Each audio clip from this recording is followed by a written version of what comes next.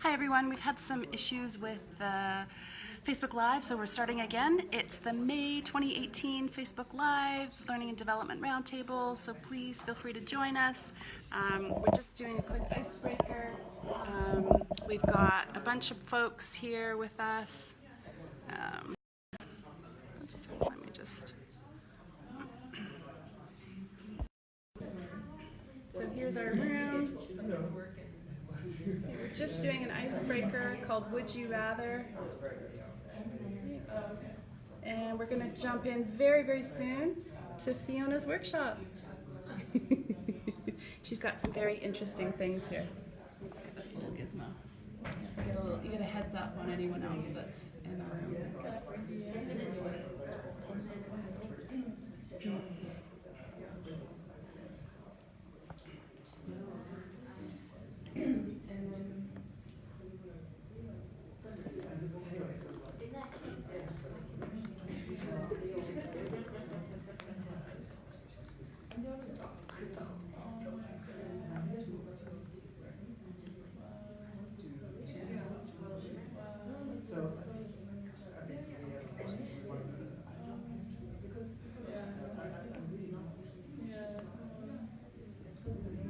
Okay, there we go.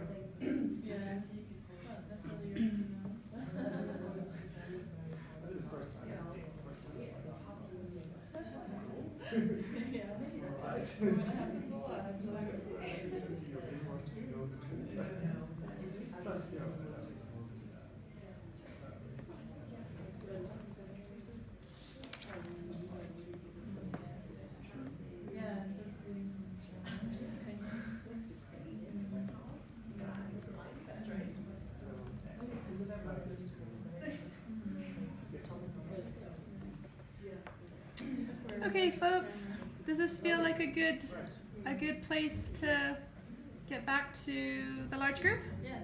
Okay. Sure. Not easy decisions, hey? Nope. Okay.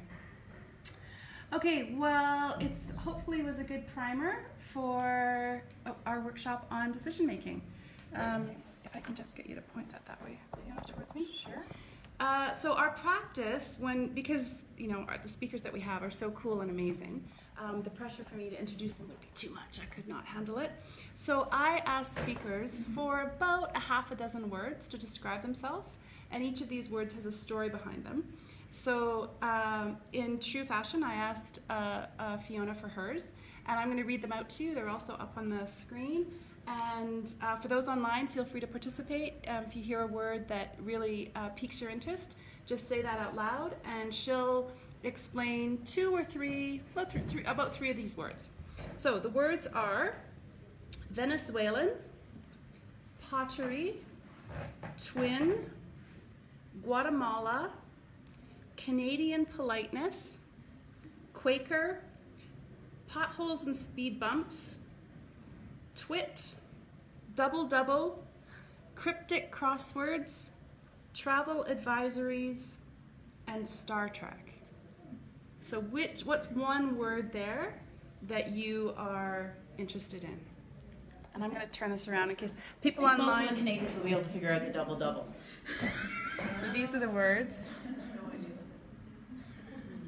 curious about the Venezuelan. Venezuelan. Okay, so that'll be our first one. So Fiona, can you introduce the story? Sure. Tell us about the story behind Venezuelan. So I was born in Venezuela, and my dad was working there for about 10 years as a chartered accountant, and he is Scottish in origin, and he decided to immigrate to Canada when I was fairly young. So I have Venezuelan citizenship as well as British as well as Canadian. Yeah. Oh, Erica just joined us online from China. Welcome, Erica. Okay, so that's the first word. Erica, Fiona's just introducing herself using stories behind these words. So what's another word that you're interested in? Cryptic crosswords. Cryptic crosswords, okay. Tell us about So this is something Quebecers don't do a lot of, but I learned to do cryptic crosswords when I was fairly young. My mom taught me, and there's always double clues. So there's a straight clue, like you would see in a regular crossword, and then there's like a pun or a joke or a word play that helps you solve. The straight clue and the pun are not connected in any way. So you have to figure out which one is which and connect them up. So as an example, a clue might be German and French agreement over a board game. So if you take the French word for agreement, yes, and the German word for agreement, yes, and you put them together, you'll find an answer to the straight clue, which is a board game. Can I guess? Yeah. Yeah, spelled Ouija, yeah. So that's what cryptic crosswords are about. And if you've never done one, I encourage you to try one. They're really interesting puzzles and Cryptic wordplay. crosswords. Anyone online or anyone in the room heard of cryptic crosswords? Oh, okay. And by the way, Erica says hi from China. She says hi, Fiona. Excellent.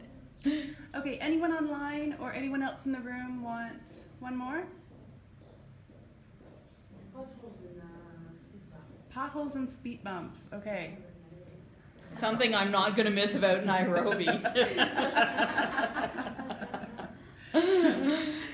But interestingly enough, in Canada, my mom lived in an area where she actually lobbied for the potholes and speed bumps not to be fixed because it slowed down traffic. So she spent about 10 years living in this house lobbying the local government not to fix the road. I think she should be punished. So I invited her to Nairobi to come and see how they really do it.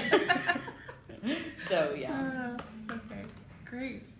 Okay, are you good or do you want to do one more?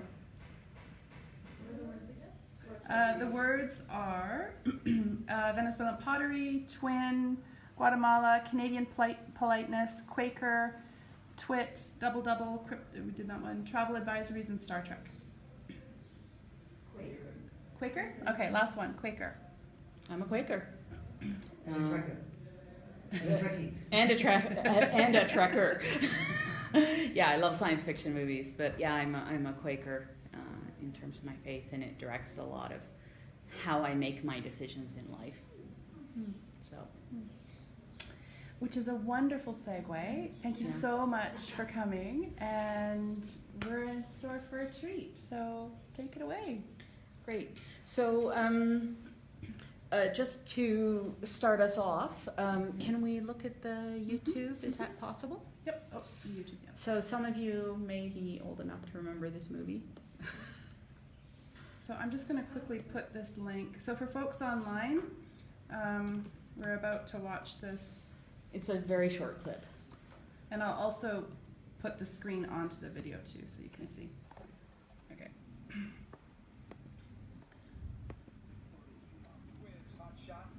There's a bomb on a bus. Once the bus goes 50 miles an hour, the bomb is armed. If it drops below 50, it blows up. What do you do? What do you do?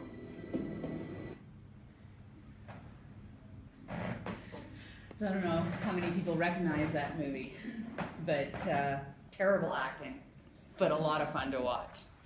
So I want to start off by saying, first of all, I am far from an expert in decision making, and I have never really, beyond an undergraduate degree in philosophy, studied any kind of theory of decision making. So I don't know a lot of what's out there. Leanne's handed around some really interesting links to different articles and so forth that probably will go far beyond what I could. But in fact, I did one of them the other day. Oh, the assessment? And it said I was kind of meh at decision making. So check the Facebook group. I put a couple of decision making resources in there. But it was, I found them very interesting and useful for ways of thinking, because in my job, which is, I've had a couple of careers. I've changed careers to make a career, which was a decision in itself. But I was a criminal defense lawyer in Toronto for about 12 years.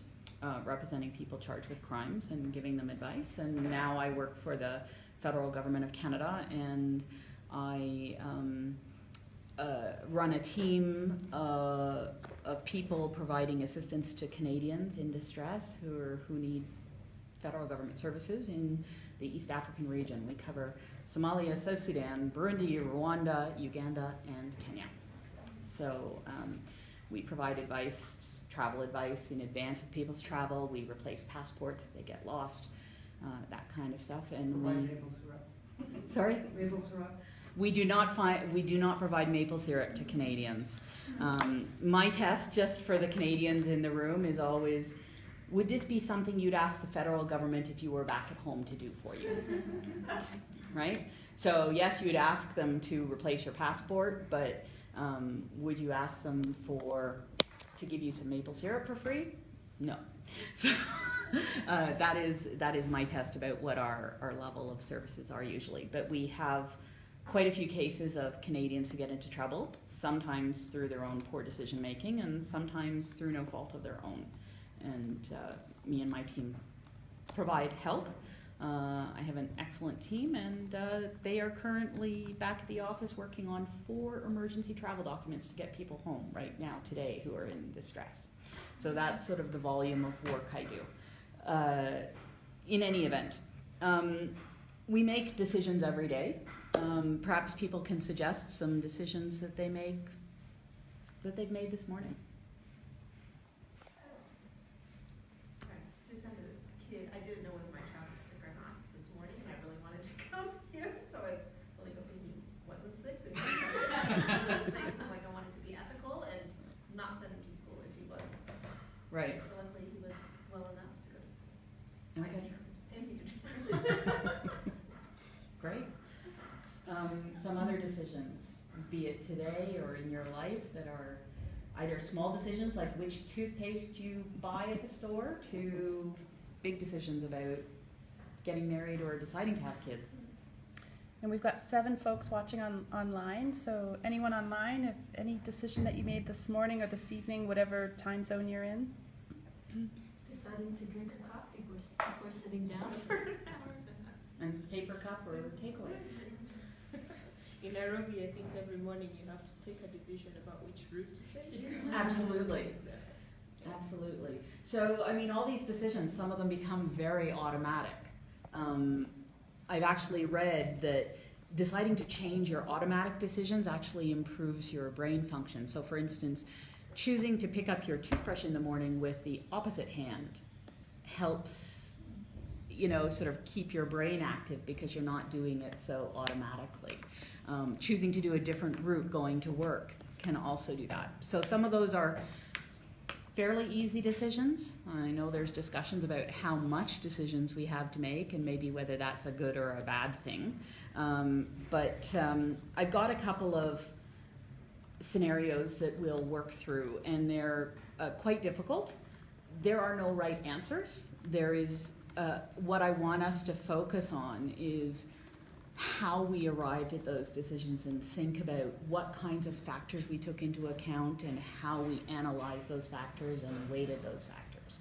So try to use the scenarios as tools to extrapolate your decision-making process and have a better understanding of it so that you can apply that same process in future decisions that you encounter.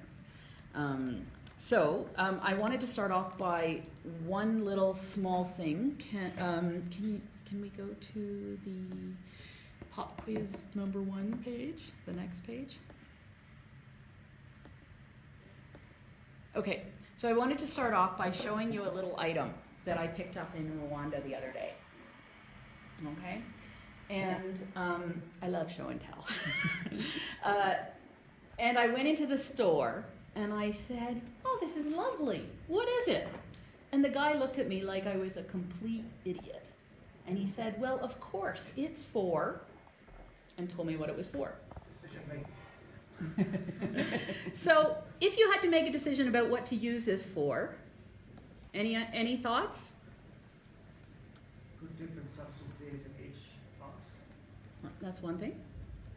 Like, so cooking, I've had this on my desk for a week, and I've asked everyone who's come into my office, what do you think you'd use this item for? And I've had some really interesting answers, is all I can say. And so salt, pepper, spices for cooking was one answer I got. Anyone else? Because you're an idiot if you just don't know automatically what it's for, according to this guy in the Rwanda, in the Kigali store that I bought it from. Can you hold it up to the camera? Yeah. A little closer. Tell me if it's... I might put different. There's a delay button. Like jewelry or something in it, and just have it be decorative. That's one I haven't heard before. Oh, Rania says something to massage. Oh, that's interesting. That's another one I haven't heard before. Guess. And then Regina says something to use while painting, and Erica says something for tea. Oh, you guys rock online. I love it when you Amazing. Thank you. And so I just want to talk to you about preconceptions a little bit in your decision-making process for the exercise. Is this guy in the store couldn't imagine that anyone would ever consider it to use for anything else other than eggs for breakfast. I know. And I couldn't possibly conceive that you would use it for eggs for breakfast. And I said, 3 eggs? Yeah, they're small eggs. They're little quail eggs. And Erica also had just so you know, the folks online, we have a bit of a delay. So Erica's saying something to use for sauces, and Rania thinks it's hilarious. She's given us a very cool little emoji. Okay, so anyway, just check your preconceptions at the door about what you're doing. And this is a really important lesson for any decision making, is don't limit yourself by your preconceptions. Okay, so I'm going to hand out different scenarios to, let's just see, perhaps what we can do is give this scenario to the people online, and you guys get this scenario.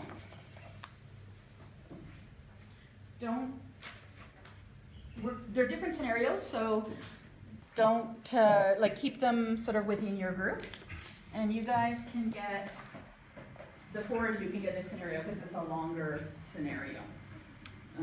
So to the folks online, we have scenario number 1. Your job is to help your country's citizens who are in distress. A 16-year-old comes to your office and tells you she has just escaped from an extended forcible confinement and repeated assaults by family members because they believe she's possessed by an evil spirit. She says she is transgender, and this is the cause of the family's beliefs. She wants your help to go home to Canada. What do you do? What other information do you need? Okay, folks online, what do you think? Not an easy scenario.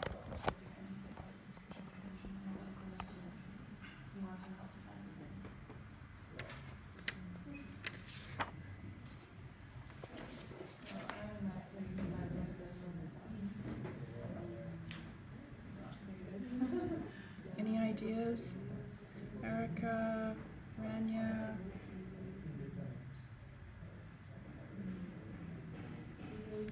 Fiona, can you put that in such a way that it stands up? Is that possible? I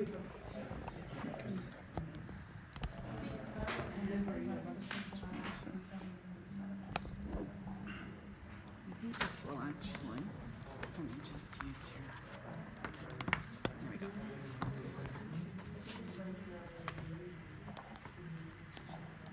There we go.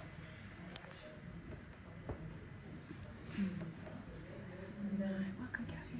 Maybe you can join. Kathy, you just did some scenario. Can you join in here? Someone here? Yes. Yeah.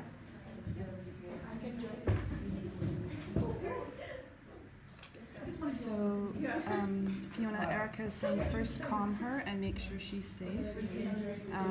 Then you must verify she's a Canadian citizen to help her further. Oh, great. And Jenny says, I'd want to hear what her family is saying from them directly. I think I would speak to them separately from her. Oh, these are great comments, you guys. Anyone else? So don't think so much about the specifics. Don't think so much about the specifics of what you do, but the kinds of factors you'd want to take into account in making your decision. Can you give us an example? So for instance, the fact that the individual affected is 16 years old might be a factor. The fact that they're a minor.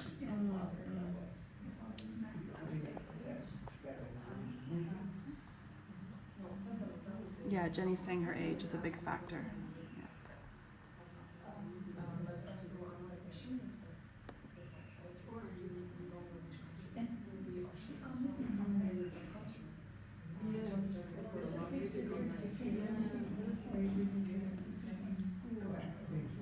Any other factors to the folks online? What would you take into account? Ah, so Jenny says, what family and support does she have in Canada? Okay. Mm-hmm.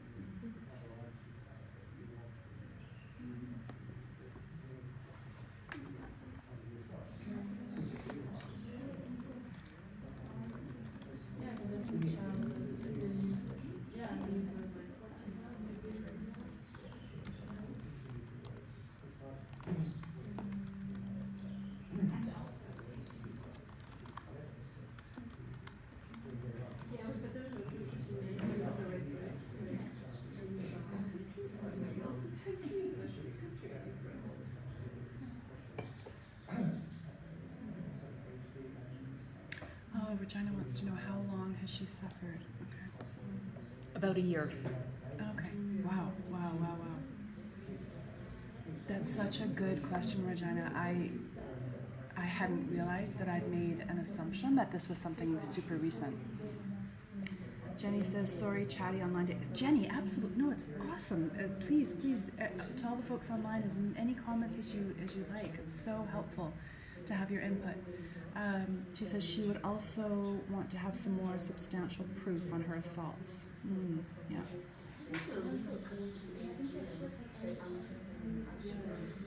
So what's the downside of going to the family to try and verify the proof?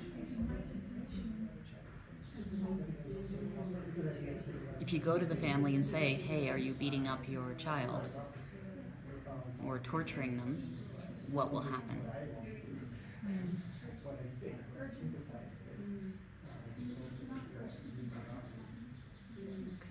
Unintended consequences. Jenny says they'll deny it. And will the person be in greater risk for having gone to the family to ask them that question? Yeah, and Jenny says it'll make it worse. Yeah. Okay. So. Yeah, and Rania says they'll punish her. Yeah. So because you each have different scenarios, and I know this group will take longer because they've got a slightly longer version of the scenarios, what I wanted to do just really quickly is run through the groups, starting with group 1, who is the online group, without talking about the specific scenario they were given, because that will come later. What factors did you consider? What other information do you need? Was there a difference of opinion within your group about whether to proceed and how to proceed? And what were the underlying beliefs that you used to come to some of your conclusions? Do you have, so for instance, a North American bias versus a Kenyan bias about how you approach a family problem? So let's start off with the group, and maybe you can read out some of the comments that they had. Okay, we have been active online here. Okay, so our scenario is your. Don't read it out yet. I just want to hear the answers. Oh, sorry. Oh, the answers. And then, okay. Because we're going to get to what the scenario is. Okay. If you want to just turn that around. Sure. Okay. So my group has said lots of things. Okay. So they're looking at citizenship and age because she's a minor. If this is going to give away the scenario a little bit. That's good. If she's sorry, that comment just disappeared. Hang If she's claiming transgender, she might be under a protected class. Also, I definitely have Western and legal bias. I'm having trouble scrolling through all the other comments. By the way, something that's just occurred to me is I think I'm going to be asking for a volunteer to see if someone could do the filming. Each session might be easier. I can't. Yeah, these are the comments that I can see there. Okay. Okay, let's go to the second group because they had a completely different scenario. And again, without giving away necessarily the scenario, what kinds of... Sorry, can I just Yeah. jump back in? I can see the comments on my phone. Yeah. So can I just add a few Yeah. more? Okay, because they had so many good things to say. Okay, so Erica talked about calming her down and making sure she's safe, verifying she's a Canadian citizen. Jenny talked about wanting to hear what her family would say from the family directly. Considering her age, it's a big factor. Looking at what family and support she has in Canada. Regina wanted to know how long she's suffered. Jenny wanted proof, substantiated proof of her assault. Then there was a conversation about what would happen if we went directly to the family. Yeah, so that's most of the comments there. Okay. So you had a completely different scenario with a completely different person, group one. What were you considering in this? It was part of it was he registered citizen? Mm-hmm. Who is the citizen of? What country is he a citizen Right. of? The last time he was seen, is this a guardian reporting the scenario? And then the emergency part, how long for medical attention in case, Right. yeah. Okay. Okay, so now I'm going to tell you, because the third group had both group 1 and group 2 scenarios together. It is the same case. Yes. So group 3 perhaps can read your scenario as a whole, and we'll sort of put it together about what happened and in what order. Now, when you're hearing the scenario, what I want you to think about is, does the other information in their scenario change your group's perspective? So someone can volunteer to read out that scenario. Sure. So, your job is to help your country's citizens who are in distress. A 16-year-old transgender youth comes to you for help. She says her father believes she's possessed by a demon and he has forcibly confined her and assaulted her in extended attempts to exorcise the demon. She wants help to be repatriated home to Canada. 5 minutes later, her father shows up. He says his son is mentally ill and shows you antipsychotic prescription medication and a letter from a psychiatrist. He wants your help to find his son. Okay, so let's talk about the factors that you considered when you were considering the entirety of the situation, and then we can go back to the other groups and see whether the new information would impact your decisions and the factors you'd consider. Well, I think majority we had sympathy for the youth and wanted to ensure the safety and protection of the youth first and foremost. And I believe you wanted to talk to the doctor. Yeah, we wanted to establish the fact from an independent person, so get another point of view of the medical situation. And also we had a little bit of a conversation about the legal. At the end of the day, it's not only about us and what we think. There are also legalities that we need to understand about. There are laws and there are legal requirements that we need to abide to. Particularly, we had a conversation about the consenting age and what does it mean that the person is actually 16 and not 15, 14, or 22, and also the citizenship situation. Right. Well, we'll assume for the purposes they're a citizen of your country and you're providing services. In my case, they're Canadian, residing in Kenya. Yeah. The point was all about. Yeah. It's not only what we There are steps. There are legal requirements requirements as well. Perfect. I think maybe if I can add, anytime myself brought a little bit of a professional background, I would say, because I work with gender-based violence survivors. She works on trauma, and the first thing is always never put into question whatever the survivor or the victim is telling you. So we would, and then it's also that the child survivor, you also always have to listen to them, even if they are not 18 yet. They still have a voice in the, they still have like the power to influence the decision that will be taken at the end of the day. So I think that would be the first step.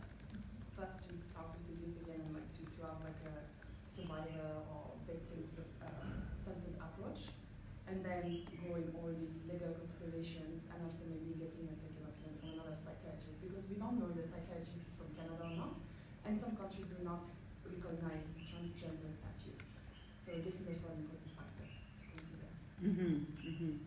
Okay, so going back to your group, you just had the dad coming to you and saying, my son is mentally ill and I need help to find him. That's all the information you had. Would this new information change your approach to the decision making? Can I also just being the voice of the online folks, Brizan has joined us. He's the guy who does work in Turkana, very northern Kenya. And Erica says this activity is fantastic. I'm not sure it would completely change it for me. Like what, I think safety is always number one. Like locating a minor is always number one. Custodianship is relevant because you couldn't even call the doctor and get release of information unless you had a guardian or someone with legal authority. We didn't ask the question of what's the mental illness, because again, we were first looking at health and safety of the child. That doesn't mean we would give back the child, or you would naturally want to talk to the child to figure out why they've run away. Right. Yeah, we're as suspect to the things that were being told to us. We did in our discussion, we were like, we don't believe the person 100% because we don't know who they are. We can't just believe everything people tell us. Okay. So maybe North American, and I've worked with these I've done custody visitation, supervised visitations. I also have that lens in my head. right, and that's an important word. The lenses that you look through a problem with.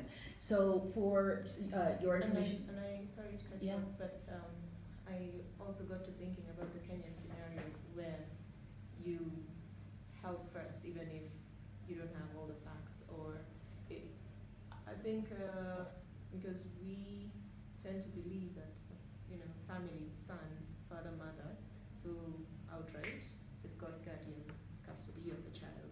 So it would be a very easy assumption to go like, okay, your son is missing, we need to help you, as opposed to first of all thinking about the scenario a bit more. I think in majority of cases. right. So the more collectivist approach, where its family rights are also strongly weighted in the decision, parental rights are strongly weighted in the decision. For the group online, they were only given the scenario of just the transgender youth approaching and saying, I need help to go back to Canada. And they didn't have the information about the father coming and saying, there's a mental illness aspect of this. So if they have anything to add about whether the father coming changes their opinion, then that would be interesting to hear. So I'm just making sure that they can hear, so I'm just typing that question in. And then Jenny has said, I would be very inquisitive as to the mental health and what the professional diagnosis is of their son. I'd want to know where it's likely the son would go under duress. And yeah, anyone online, if knowing that the father has now labeled this as a mental health issue, does that affect your perspective at all?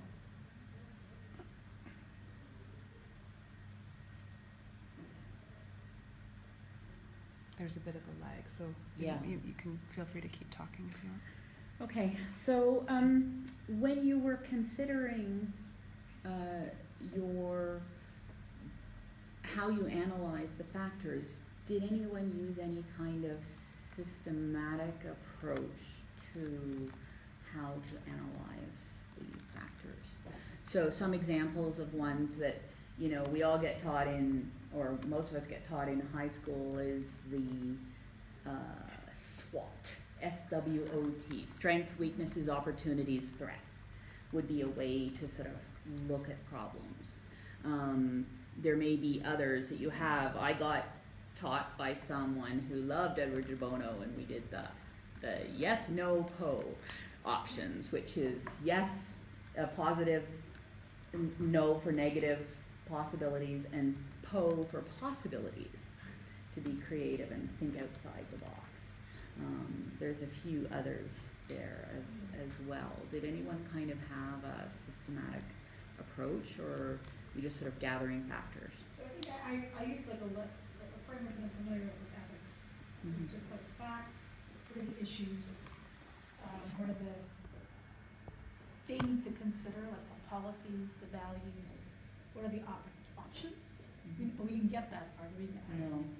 And then it would have been like, what's the final decision? Aligning to all those. But we just, to me, it was just really still on the facts and the issues. I still think it was safety, and then who has the authority. Because it would have formed the step I could take. We had a comment from online, and apologies if I'm saying your name wrong. Is it Isa or Issa? ISA? Amazing last name, rocking chair. It says there's a good chance that the child being transgender is what the parents consider a mental illness. Well, I think I'm going to say something for the work, please jump in. I don't think we use a systematic approach. We did use, I think, two principles. One of them is fact, trying to dissociate ourselves from and our emotions from the situation. Okay, no matter what we think, we need to establish some ground rules and some grounded facts. Because the two sides of we have the two sides of the story. So the two sides of the story are so divergent. Didn't want to fall into that. I think the other one is Soleil said earlier about, okay, there's one how would I say that, absolute principle that is about safety of the persons and safety of the child in this particular situation. So we're not going to rush to any decisions until we're absolutely certain that the safety of the person of the child in this case is ensured. Sure. And Erica says privacy issues. Are we assuming two clients are related? If not, would have to handle both separately. Well, in fact, even if they are related, the Canadian government policy is to handle them separately and not share any information without the consent of both parties. So without the consent of both parties, you couldn't even bring them together to talk about the issue as a family. So that's an interesting consideration that's not really relevant to how you make decisions in that sense, because we're looking at how the decisions are made rather than the individual specifics of a case. And then would that be the same regardless of age, or is there a difference? Yeah, regardless of age. 6 or 7 or 8 If a 14-year-old came to me and said, I want to go home, I mean, we'd talk to them about it. We'd take into account the parental rights and their level of agency, but we would definitely not talk to the parents unless we had the agreement of the child. How low an age does that go? Like, if a 5-year-old says that, obviously that's, but where is the break there? It's really hard because as a child, you can have different levels of agency. You can have a 7-year-old who's very mature, or you can have a 14-year-old who's not very mature. It is also the issue of vulnerability is an extreme factor here. What we know about Kenya is not only is it against the law to be gay, not to be gay, but to commit acts of homosexuality is criminal. But we also know that the Mental Health Act in Kenya says that you can lock someone up for being sexually deviant, which transgender would definitely qualify. And then the interesting thing is, under the Mental Health Act, hospitals can determine to release people to family members for care.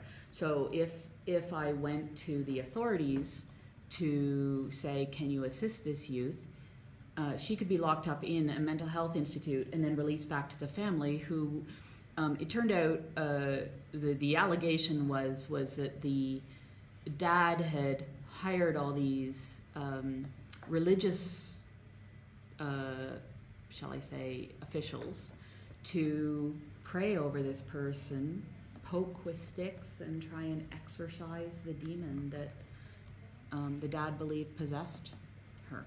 So would, for instance, contacting the authorities result in the person being sent back to the family? So you've got to look at the vulnerability as well, and the risk. And I'm not the only person making these decisions. I'm consulting with my headquarters, and we go at length. So what I will tell you is, you know, I sort of do a gut check, a head check, and a heart check, and I you know, in terms of making my decision. So I have a little bit of a further update for you on the case. We've had a couple of comments online. Okay. So Brizanne wants to know, does anyone have a write-up on transgender children? It's really an issue in the rural setup. So I can probably find something about it, but there's human rights watch. Okay, so what I was going to do was read out the little follow-up, because, of course, your questions about... I'm sorry, there's so much going on at the same time. Sorry. We also have another comment here too. Regina says, I think all decisions should include the best interest of the child. Anything that poses a risk is a no-no. And Erica says, culturally, Dad really believes he's helping, so it's hard. Absolutely. I mean, I was absolutely convinced that Dad was very sincere in his wish to help his son, and his sincere belief that the child was mentally ill. What's interesting is, often children of these ages, this is when mental illness starts to appear. So one of the things I had to consider was, in fact, both things were possible at the same time. The child could be transgender and mentally ill. And maybe it was connected and maybe it wasn't, right? I mean, if you had a family that believed that your essential being was, you know, a demon possessing you, which one of us wouldn't have mental illness?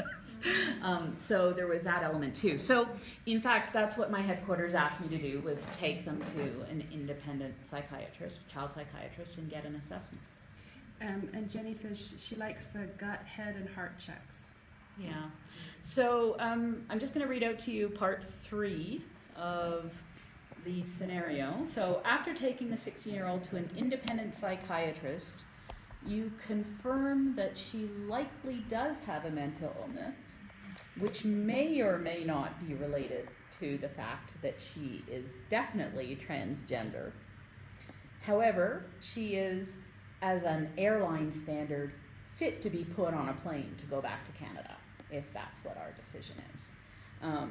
And so the leaving her here on the streets as a very flamboyant transgender person, it was very obvious. And would she continue to run away from her father's home and live on the streets, and what kind of risks and vulnerabilities would she have living on the streets? Risks for abuse, arrest, victimization of various kinds. And in this particular case, because she's Canadian, her ability to support herself legally and get education and access to other resources might be problematic. So there's that consideration. But you also know parents can prevent a child from leaving Kenya up to the age of 18. So, you know... In this scenario, like, it's just the father that are back, but where is the mother or extended family? Good question. It's an important question. In the actual scenario that happened, the mother was back in Canada, and father had come out specially to make sure that the child got treatment because he sincerely believed that this was in the best interest of the child. He came to Kenya for the treatment. Right. Exorcism is really hard to get in Canada. What did you say? Exorcism. I think that might be an assumption. Okay. Not because I think it's about Canada, I just think. On the other hand, if you return the child to Canada, you are going against the parents' wishes, and parents do have rights, and we have to respect Kenyan law when we're in Kenya, and it's uncertain. You know, what Dad said to me is, well, if he returns to Canada, as he always referred to him as his son, he returns to Canada, he's just going to be on the street, and he's going to die. He's going to have a terrible life in Canada, and he is going to end up dead. And quite frankly, you know, you have to recognize that the life of a transgender person, even in Canada, is truly horrible. You have a 16-year-old who would likely be living in a shelter because in Canada wouldn't be welcome back into the home, is too old in the particular province in question to get children's aid assistance. And they would have a pretty tricky, difficult life and be possibly at risk for abuse and victimization, but not criminalization. But there's 2 years, right? After 18, they'd be eligible. So 2 years to get through. Right. I mean, either way, it's going to be a difficult decision. And in this case, do you liaise with organizations or things that are actually specialized in that kind of case that work with transgender or with section? Because there are such organizations that exist even in Kenya. Right. So by doing this, maybe they can, I don't know, they might have resources and ideas that the Canadian embassy does not necessarily have. So I'm not going to tell you what the answer to the problem was and what I decided in the end, what my headquarters decided. But I think, again, it's about trying to come to conclusions about how you make this difficult decision in a situation where you don't have all the answers. And in any event, so. And Jenny says mediation and counseling is the only way forward, surely, for both of them. And she said, what a tough case. So that's where my head is going to. That's what I thought. You're thinking, you're doing this not even for yourself. This is hard enough to do for oneself, right? But you're doing this for a third party, and you're doing this every day. How do you take care of yourself? Oh, well. It's interesting because I think that with my background of being a lawyer, there's an element of training where you're analyzing problems, you're presenting options to clients, but you're distancing yourself a little bit from that and not becoming emotionally involved. So you give the client the options, and they make the decision, and provided it's within the bounds of what your mandate is, what you're legally able to do, you help them with those choices. That's not this case, though. This case, you're taking a decision for a third party. That's your role. I still gave the You youth still were able to give them the options, you know, including, we can talk to your family. We can help you sit down and do this. I am not a social worker. I am not trained to be giving social work, but maybe we can help connect you up with a social worker who could. So. And Erica says, definitely a case of choosing between bad and worse. Yeah. So I have pretty much, maybe not this exact example, but a case like this every couple of weeks. Where it's, and the interesting thing is, of course, in the collectivist view about the importance of family and the importance of parental rights to make decisions, even up into someone's late 20s, I have to recognize my bias of individual rights. in making these kinds of decisions. I mean, a lot of us talked about, well, we got to protect the child, the best interest of the child. Well, the parents definitely thought in this case they knew what was the best interest of the child, and it was their decision to make. We could even take this as adults. Sure. I mean, this culture.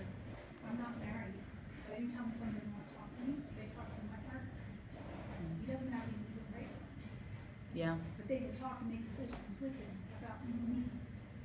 And where Even if it's in writing on us. Mhm. Where you are in the world makes a huge difference. We did some training on forced marriage cases and how to handle the cases. And we got together people from all our missions in South Asia. And their big question was trying to understand the difference between a forced marriage and one where the person voluntarily went into it, but the spouse was chosen by their parents.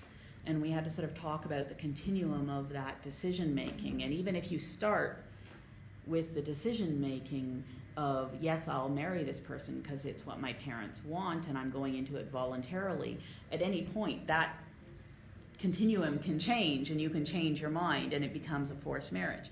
So we spent a lot of time doing training of our staff about how to recognize that and how to support that decision and when to intervene, because really if you're choosing to go in voluntarily to a marriage that your parents want you to go into and that's your informed choice, then that's a different thing. It's not a forced marriage. Whereas when we went to the Middle East to do the exact same training, they were like, yeah, absolutely, we get the difference. You don't need to spend any time on it. Just tell us how we actually get them out of the country, given that you need the father's consent to help them escape the country, right? You need a male consent. So very different approaches in completely different regions of the world of how you solve these problems. I just want to recognize Steve just joined us from Bamburi. So hello, Steve, and welcome.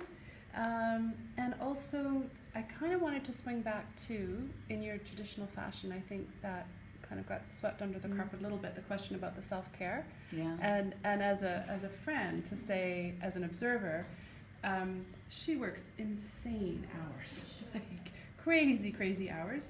And I know how deliberate you've been about seeking out, like one of her words was pottery. So she does, spends time, and that's really important to you, I know, and Tai Chi, I know. So, and I think you've been really deliberate about that, which has been, I think, really smart and healthy.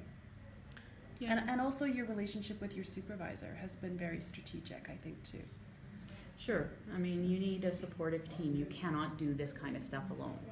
But if I may bounce back, sorry, on the question that you actually put on the screen earlier, making decisions when you don't have all the info. Because we've been using this kind of, obviously, very dramatic, very, how do I say that, emotionally involving situations. But at the end of the day, I'm not trying to say that it's similar, but this is the same situation in business, where you have, by definition, to make decisions based on imperfect understanding and information.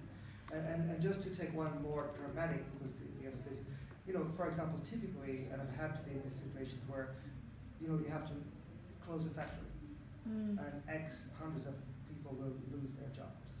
So do you do it or you don't do it? Right.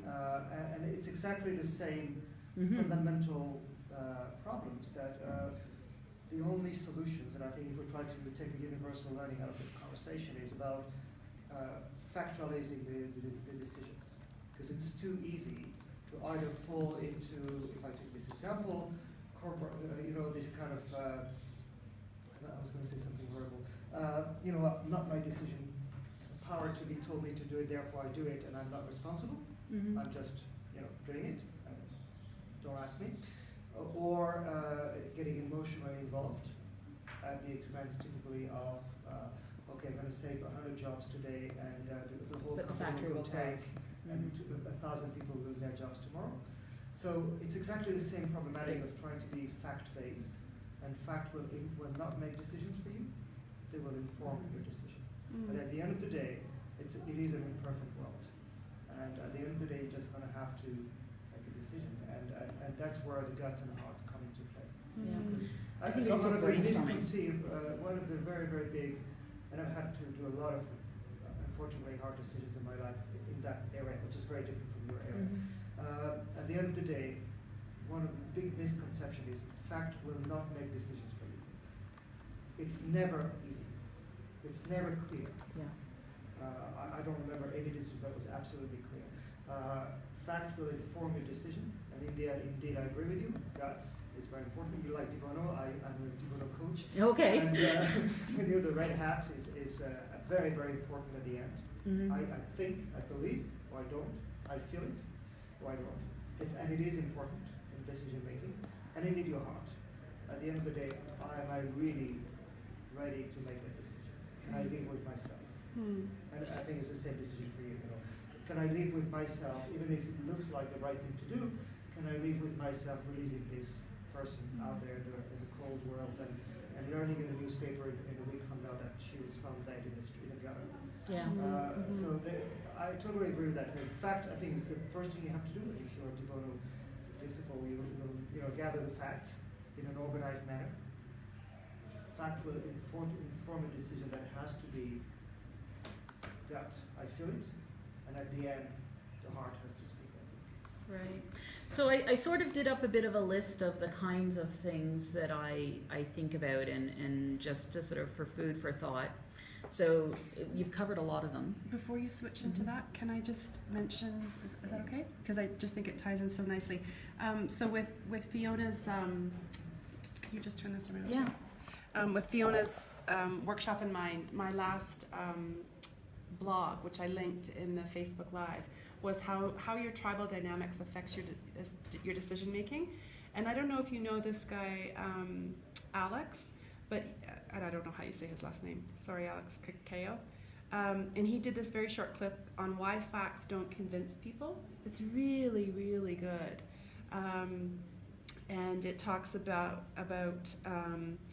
the role of your emotions. This, like, we seek to back up our worldview. We look for proof that what we think is right. Sorry? Confirmation bias. Exactly. Yes, exactly. And how that can have a surprising backfire effect. And then the two things he recommends you can do about it is, because we seek, similarities, we seek tribe, people in our tribe, to actually look for and enhance similarities, and also to consider that you might be wrong. Yeah, that's really important. And the other resource that I thought of, I'm such a fan of the Heath brothers. This book, Switch: How to Change When Things Are Hard, talks about the elephant and the rider, and it's the role of emotions in decision making and change management. It's fantastic book. So I'll put that link in the chat. So yes. So just really quickly, because I want to get on to the next example that I have for you, the next exercise that I have for you. But thinking about fact gathering and the information available, thinking about fact verification, preconceptions, is there missing information? Is there a systemic way of analyzing and weighting the different factors? What are the possible consequences? Are there creative alternatives, thinking outside the box, that you can come up with solutions?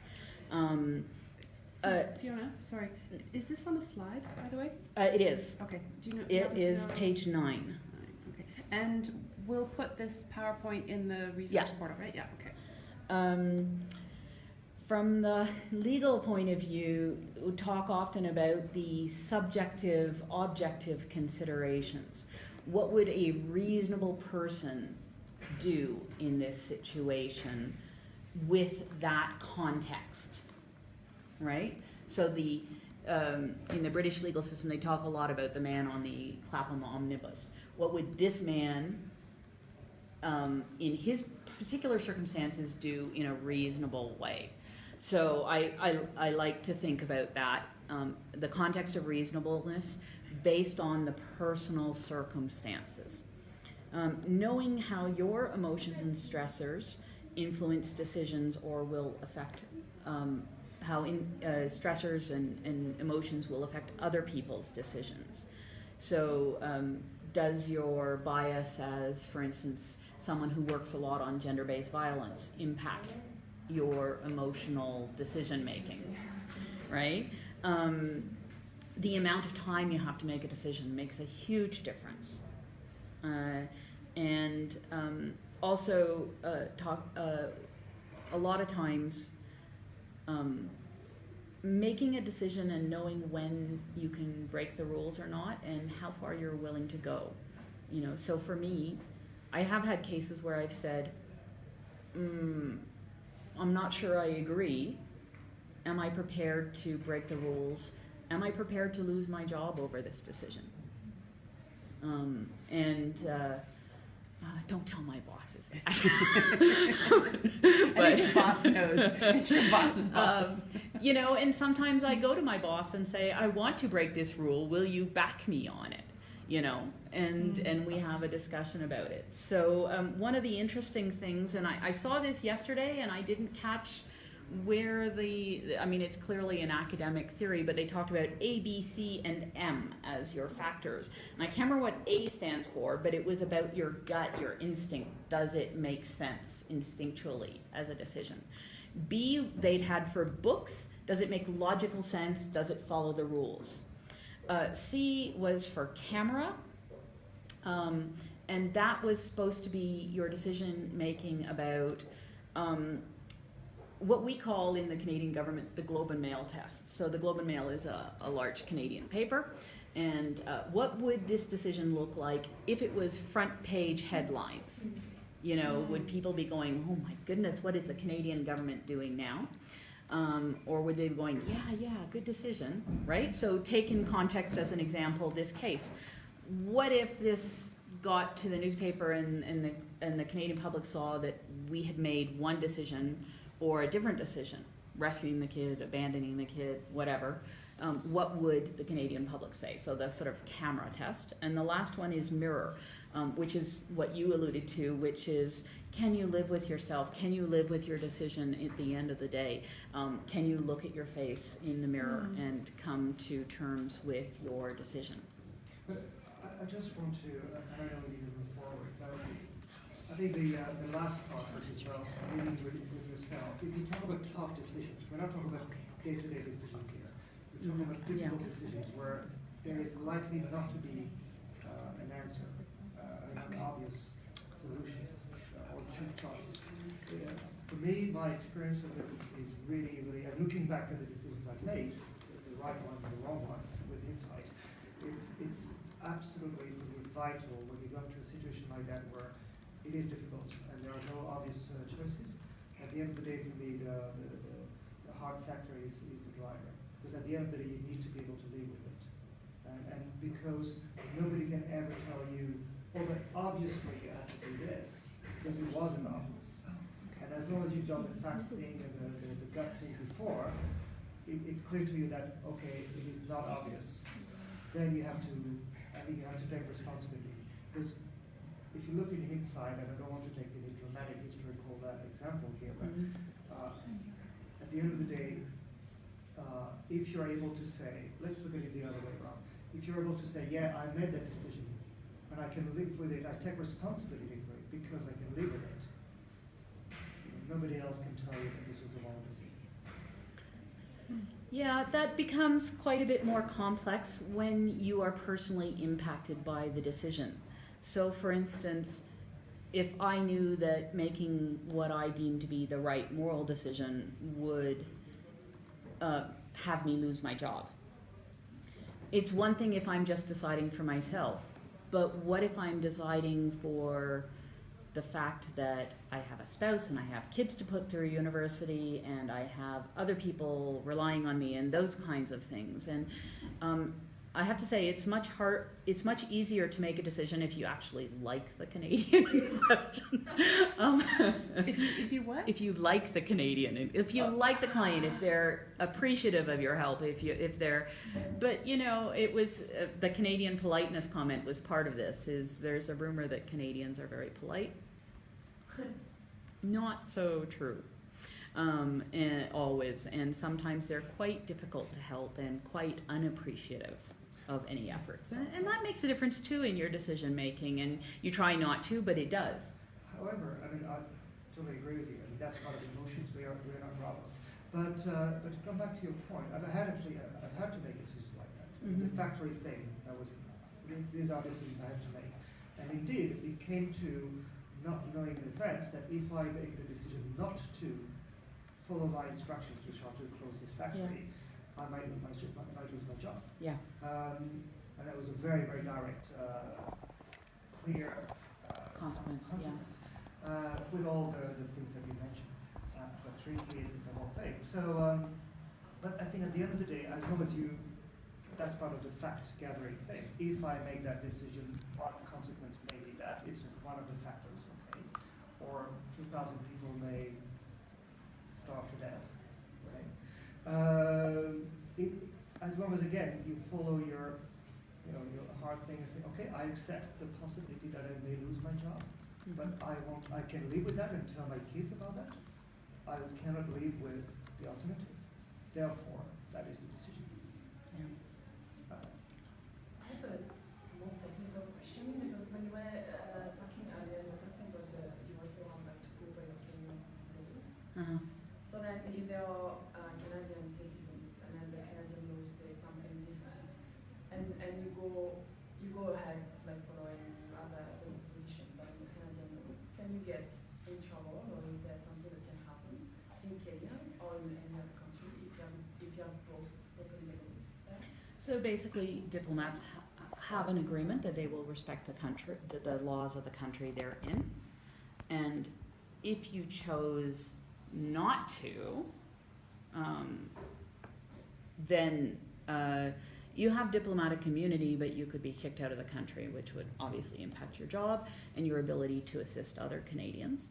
It would also create perhaps a country-to-country tension that didn't exist before. And I've had that happen where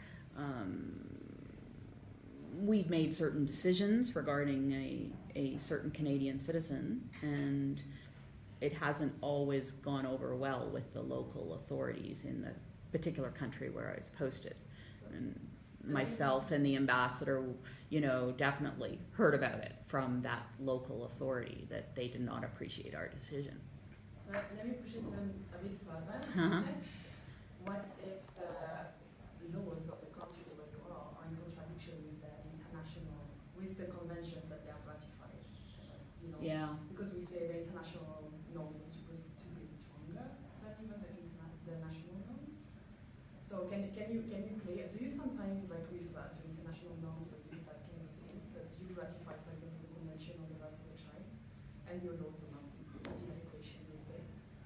Sure. I mean, that's definitely one of the factors in the discussion, but then it becomes a bigger factor, because if my decision to assist a particular Canadian citizen impacts on other aspects of the government of Canada's relations with a country, then it becomes a much bigger decision, and it's not just mine to make. So it's one of the factors. For instance, is someone who's imprisoned in a country being treated within the minimum standards expected? That kind of issue. Then, deciding to choose one action or another can impact those relations, can also impact things like whether, if, and when the Canadian gets back home, they sue us. And there was certainly a case that was well investigated in Canada called Maher Arar, where there were questions about the treatment of someone abroad and what we did or decided not to do as a government. 2 things. Erica wants to know, Fiona, how often are you making these decisions alone versus triaging the case as a team? Oh, it's rare that I would make a decision, like a really difficult decision alone. I have to get authorization to do certain things. At a certain level of spending, I have to have authorization from headquarters to spend that amount of money, which usually a repatriation cost would be within those grounds. So it's rare that I make those decisions alone. But they do rely very much on my on-the-ground experience to help understand the context of the decision, and they often look to me for my recommendations. And I'd like to give one example. Do you want to turn it around? Sure. So yesterday, and pardon me, I might get the exact wording wrong, but yesterday something really interesting happened here at the UN for the very first time. So yesterday was the International Day. What, Right. like, do you know the name? International Day for gay, lesbian, transgender, da da da. So for the very first time here in Nairobi, on this compound, that day was celebrated. So the executive director of Habitat and a bunch of other people gave speeches in the press briefing room, which is right across. It's right there. So we were talking about this at the end of the day, around the dinner table, and I said, was there any, and at the High Commission this week, anyways, at Caribou, which is the monthly kind of social for Canadians, the whole theme was gay, lesbian, trans, and you go and people are dressed in color, there's all these rainbow cupcakes, and for me personally, my values, that was a real big win, and I was very proud of my country to do that here in a difficult context. So last night around the table, and Sarah, so there's two countries that lead to Chile and Canada were leading on this. Yeah, so initiative every year, two here different in countries Kenya. take the lead. So Canada was one, and Chile. So our High Commissioner spoke at this day yesterday. So I said to my partner who works at the UN, I said, was there any kickback? Was there any protest? Was there da-da-da? So UNON, United Nations Office of Nairobi, which is sort of the administrative, bureaucratic, they do a lot of I booked this room through UNON, right? They wouldn't book the room. Yeah, so UNON wouldn't book the room, so Canada booked the room, which I thought was really interesting. Two things. Just a little comment to build on what you said. Then I want to come back to skills. I think that there's a technical thing that needs to be said. First, my girlfriend happens to be a self-defense instructor, particularly for women, and she does that in France and in Kenya. And without getting into details, she helps a group of women here, LGBT, and I can tell you that the reality of fact is these women have every single one of them been assaulted, Oh yeah. harassed physically, and that to this day their life is basically living in a fortress in hiding. So I think it's good that there are initiatives and it's good that things are progressing, but I think we have to be aware of the fact that the reality is very, very adverse. Now, to come back to your point, just for us non-diplomats, let's be very, very clear. The laws of the countries are we cannot hide. If an international treaty hasn't been ratified and incorporated in the body of laws of the country, I'm sorry, but if you're in Kenya, you have to abide by Kenyan laws. There's no gray area here. You can always, from your prison in Kenya, abide to the international court, and if Kenya hasn't ratified the treaty, it will do you no good. Let's be very, very clear about that. But if it has ratified, because there are many cases where they have ratified the constitution. Let me just take for Kenya, if you take SIDO, it has a certain number of dispositions regarding nationality, and here in Kenya, when you get married, you get the banana pass for 2 years, but you're not allowed to work with this dependent pass. This is against SIDO that was ratified by Kenya. What is the enforcement of CEDAW availability? What's CEDAW? It's the Convention on the Elimination of Discrimination Against Women, CEDAW. Okay. Let me go a little bit deeper in there. Sorry, there's a lawyer in the room. The technicality of it. Ratification doesn't mean anything as long as the treaty hasn't been transformed into a local law. So the fact, for example, the US has ratified a lot of international treaties that have not become US laws. Therefore, it is totally powerless. I think there are two, because it depends, you need to look at the constitution. Some of them needs to have domestication rules, but for others, it applies directly. So it depends on the country. I'm just going to jump in. Sorry. And this is why I love the roundtable, because we have all these really interesting, pathways. We are quite close to the end, and I really encourage you, after we officially end, to keep chatting and bringing up all these interesting issues. In the meantime, I want to throw it back to Fiona, because she's got some more goodies for us. Okay, so I have another much more complicated scenario, one that I wasn't personally involved in, but involves a legal case in Canada that, so it's again a true scenario. Canadians among you will recognize it, and I'm going to divide you up into two groups again. So let's have this side of the table do scenario 1, and let's have this side do scenario 2. And I have, I think, a couple more copies. Yeah, if you, it's help here. Yeah, let's. Which one do you want to do? You choose. Here, there's a second copy. So can I show them? Yeah, yeah. Okay, folks online.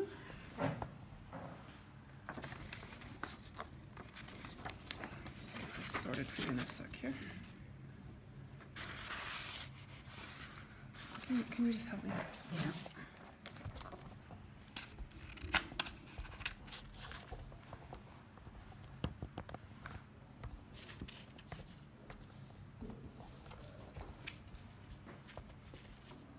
So discuss.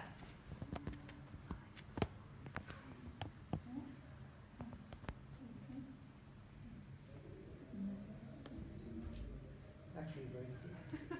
You think? Unfortunately, sadly, yes.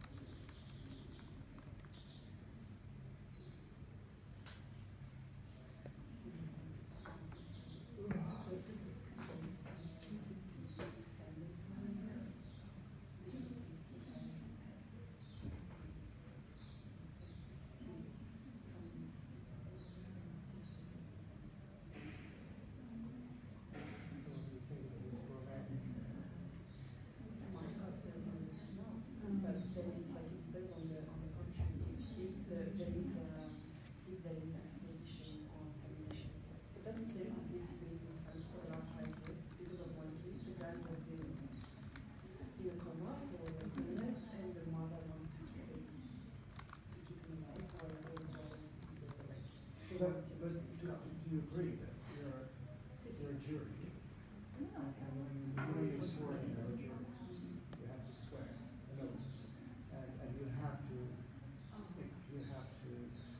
execute the laws of the country. It's not a moral, it's not a breach of the moral standing don't. Of course, they have issues, but you are here to execute the law. The law is a guilty deed for his father.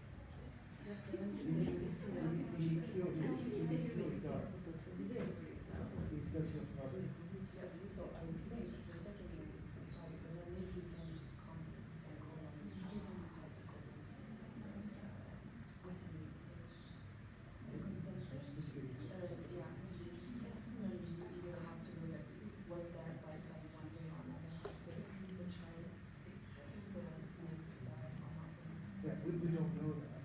The repetition of the case, I mean, on page, yeah, exactly. We, for example, for me, the decision to be first and second degree murder is impossible. We don't know. It doesn't say whether it's valid or not. So that, the answer to the first question would be, I'm sorry, legally speaking, It's not my area. it's guilty of murder.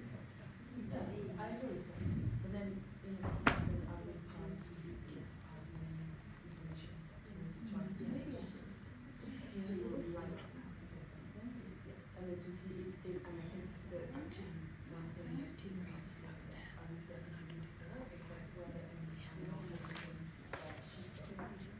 No, I agree. Just because a lot of lives in there is necessary and how a lot of time.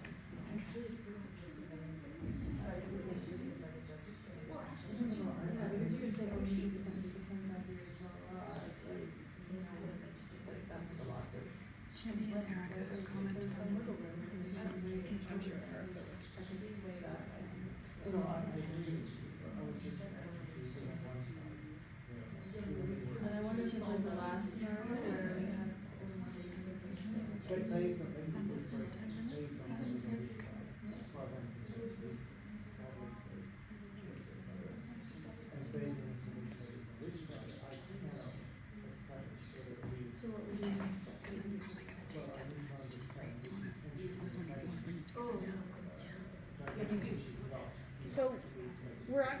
running out of time, so I thought we'd just sort of run through.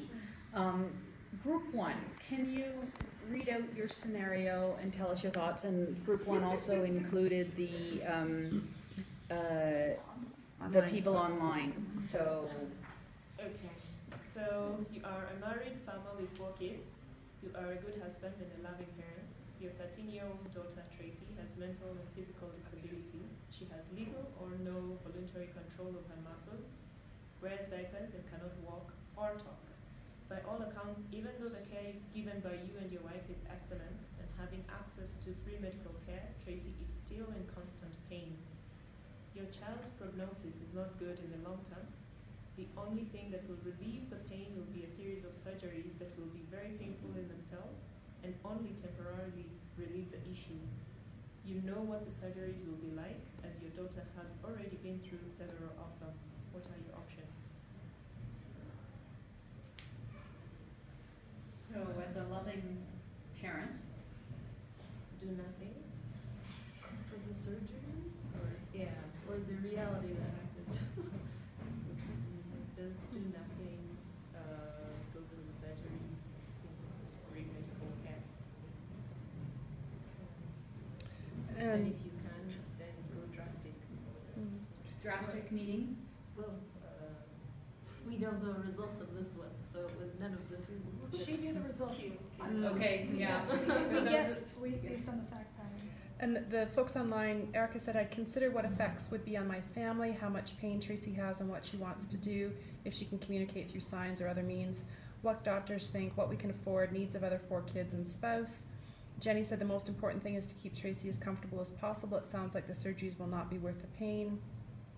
And Isa said, is assisted suicide legal in Canada? Well, I mean, I was going to say, on this case, the one thing I haven't heard, which is the first thing I do as a parent, is there a possibility to ask Tracy what she wants? Mm-hmm. Tracy can't express herself, really, No, but she can't talk. right. Stephen Hawkins can't talk. Yeah. Can she express herself? Can she answer a question? So- she has no control of muscles. Yeah, whatever, but that would be the first question then. And again, We that did is not possible. discuss that. As an You've also got to remember she's a 13-year-old girl who may not have a lot of capacity to intellectually analyze the decision. Euthanasia was not legal in Canada at the time of this case.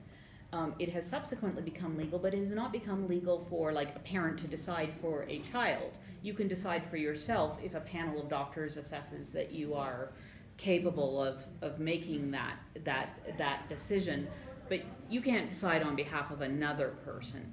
And so some of the issues that we're talking about is sort of euthanasia, the rights of the parents again, the rights of the children, the rights of the disabled, because certainly there was a large lobby of disabled persons who said, would you ever let a parent decide to euthanize a child, disabled or not? Is this okay to say that disabled lives are worthless? And then there's some other issues that the other group sort of got into that you guys didn't. So is there any comments from online about considerations? I know Erica had something. The ones that I read out, yeah. Like Jenny was, keeping her as comfortable Right. as possible, and Erica went through a number of different things, yeah. Okay, so in the factual scenario of this case, as some of you know, the outcome was that the father took his daughter out and into a field and put her in a car and put the exhaust into the window and killed her.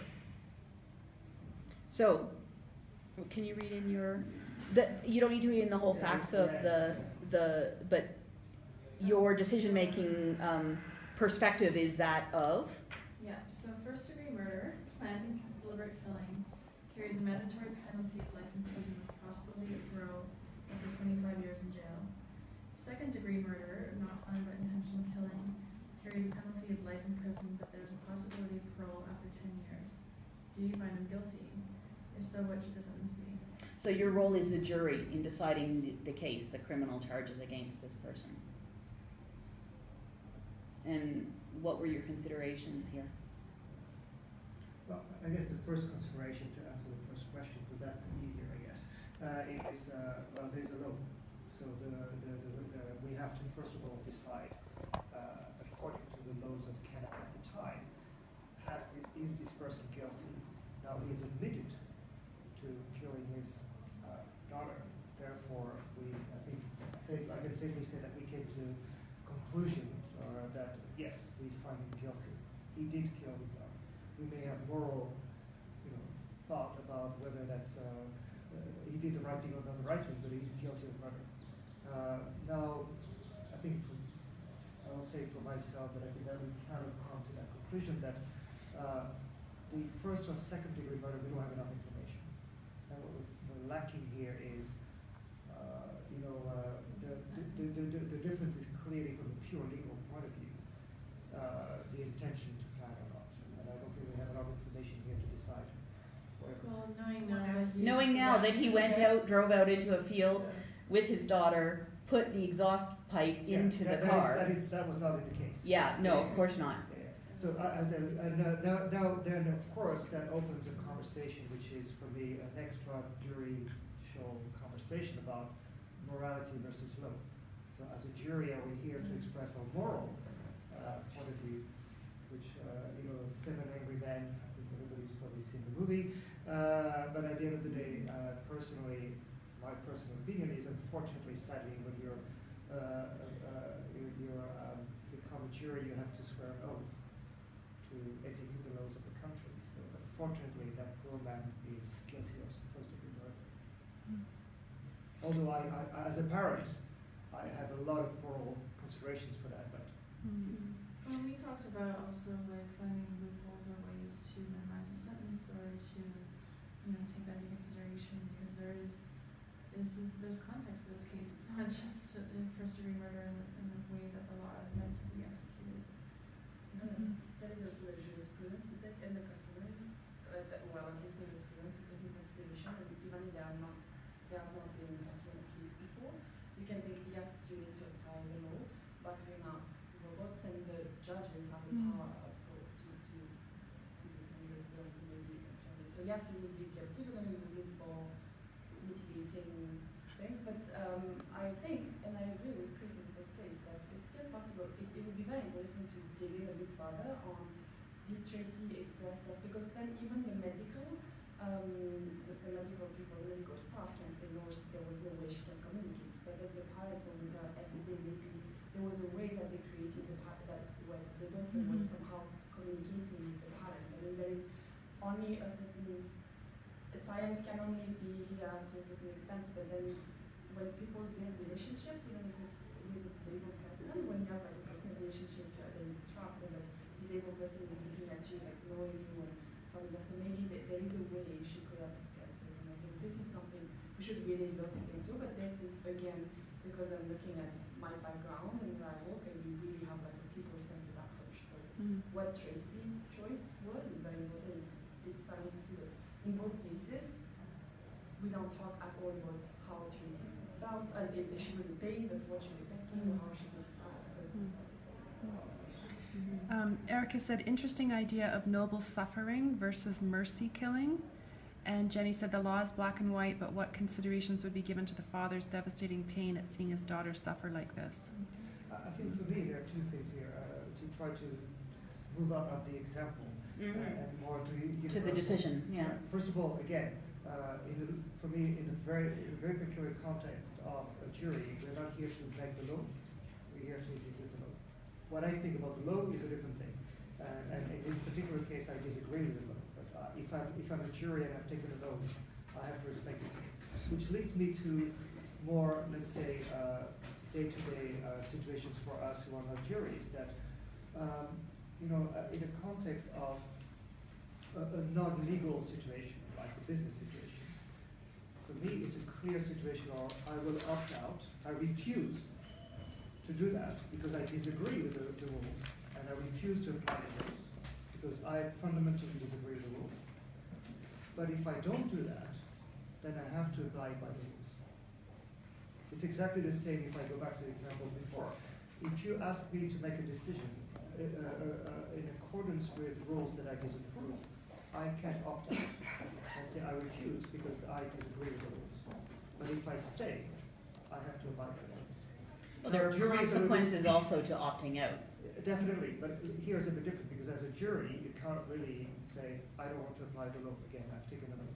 Well, in fact, in this case, that was what the lawyers argued, was that they should be allowed to put to the jury that they could choose to opt out and not follow the rules and do what's called a jury nullification, which is basically the jury goes rogue and says, we're finding them not guilty even though all the evidence says we should. But that would be blocking an appeal.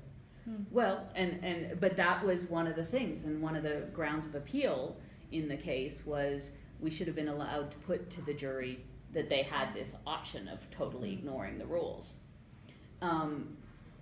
When that didn't work on appeal, then they said, well, but under Canada's Constitution you can't have cruel and unusual punishment, and the consequences of a mandatory minimum sentence of 25 years is such that it would be cruel and unusual. And on the facts of the case, it was clearly a planned and deliberate murder. So the jury actually did nullify a little bit in that they said, okay, he's guilty, but we're only going to find him guilty of second-degree murder, where he might be out in 10 years, you know. So the lawyers appealed that and said, well, we need to argue that it's cruel and unusual and there shouldn't be mandatory minimums because it leaves consequences like this. And it walked all the way up to But that's the law, then we have to change the law. Yes. But can you take also in consideration the well-being of the other children? Oh, the consequences to the family was immense. Without that, so then your decision is unequal, and then the law maybe guarantees that the children Yeah. I understand, but then change the law. Okay. Yeah, of course. Are you a lawyer? Anyway, it's very interesting, and I just wanted to kind of, if you want to read up on the case and what happened, the case is called The Queen and Robert Latimer. So the farmer's name was Robert Latimer, and it's very interesting, there's a lot of different viewpoints about this. I do have a few other sort of considerations, just sort of wrapping up and things, and then some lists of things that I haven't even begun to touch on. Consider when you're making a decision, in cases where there are radically different underlying assumptions and principles, for instance, individual rights versus primacy of community or collectivism, who else can you bring in as a decision maker to help you influence the decision? And that goes exactly to Leanne's tape about how to help people, like persuade people to decide in your favor and becoming an influencer. And also the issue to take into account is the continuums of culture and evolving social change. So if you look at 20 years ago, what the attitude in the United States or Canada was to LGBT and how that's changed now, that there is very much a continuum. One other thing that I would say is diversity within a culture, as between cultures, is also a consideration. So within a culture, you also have differences such as man-woman cultural attitudes within the same culture. Young, old, married, single, parents, not parents. And so you also have groupings within a particular culture as well. And so you have to kind of assume that there's always a cultural difference, even if you're talking from within the same culture. Thinking about communication styles, and in negotiations, thinking about how the people you're talking to have relationships to time. Are you on time? Are you not? How do you think about time? Do you think about time in a linear fashion or in some other fashion? To rule making or breaking, the acceptance of that, and to place or location. You know, are you in a situation where two people are going to have a conflict and have it right out and have their argument, or are you going to have one person who's really very much not willing to have conflict in a public way and will say, inshallah, you know, and kind of not admit to disagreeing with you and then go off on their own way. The big thing for me is always, will your decision make things worse? Can I live with that decision? And then on the last thing that I just kind of wanted to raise to you that is things we haven't discussed at all, which is the need to continuously evaluate your decision, checking that your assumptions and logic are sound. How to communicate the decision is huge. If you need to have buy-in, for instance, for a business decision, how do you communicate that decision in a way to get that buy-in? Because that, if you can't implement your decision, is it really meaningful? You know, you have to persuade people, you have to often get buy-in. So communicating your decision is a big, important consideration. After a decision, looking at lessons learned. Could you have done things differently? How you would do that, and sort of reevaluating your whole process. And as Leanne said at the start, the importance of admitting when you're wrong and being open to change. So those were sort of my thoughts on the decision-making process in general. Says the professional decision maker. Thank you, Fiona. I have a tiny sense of how busy you are, and also Fiona's leaving very, very soon for Guatemala, so she's even busier than normal. She's moving. We're losing her, unfortunately. So just a very small token of our appreciation, because all our guest speakers are volunteer. Yeah, so Fiona, we just have a little note here for you to say Thank thank you you, so much. and I appreciate it. appreciate Thanks, your everyone. presence and your time and your wisdom. Here. Thank you. Okay. So I'll just take a couple of quick minutes to sum up. Turn that around. Sure. So thank you everybody for coming. On the agenda. Sorry, everyone. I think I don't know what I did. I don't know. I touched the screen accidentally and it. You can't trust me with technology at all. That was your first poor decision. Okay. Maybe someone. Everyone online? So there's a bunch of resources. All 5.5 years of meetings are online, so feel free to check that out if you're interested in that. Anyone have any community announcements? Anything happening in and around that you want to share? We have a Wonder Walk coming up next Thursday. For of course, I can post on the Great. Roundtable page. Yeah, so we'll look for that post. Anything else happening? No? Okay. If you haven't had a chance to donate and you meant to, please do so before you leave. Or M-Pesa me. If you want something from the lending library, just let me know. I'll just take your name and the item that you're borrowing. We typically alternate guest speakers with kind of a more general kind of networking session. But we're a little bit mixed up with things because making sure to get Fiona in. Idea of what is your story and how do you tell that? He's a wonderful guy. And that'll be our last meeting before we break. July and August we won't meet, and then September we'll start up again. So some possible topics, and I'll put this in the Facebook group and maybe have you guys vote. There's a wonderful woman, Natalie, who'll do a workshop on mobile learning, LMS, which is learning management systems, Google Apps, Moodle, gamification, whatever we want. I've been meaning to connect with Peace Tech. They do a lot of cool things. They might be open to doing a workshop.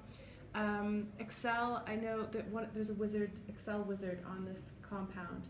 And I know it sounds a little dull and dry, but I'm besotted with Excel, and I think there's a lot of things we can make it do that we don't know.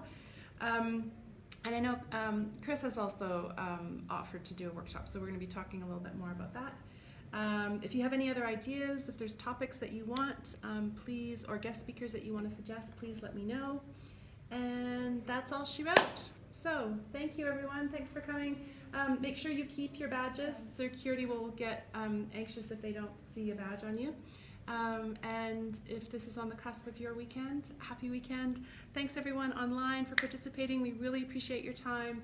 And a thanks to Fiona as well. Thanks everybody. Thank you. Bye. Thanks everybody.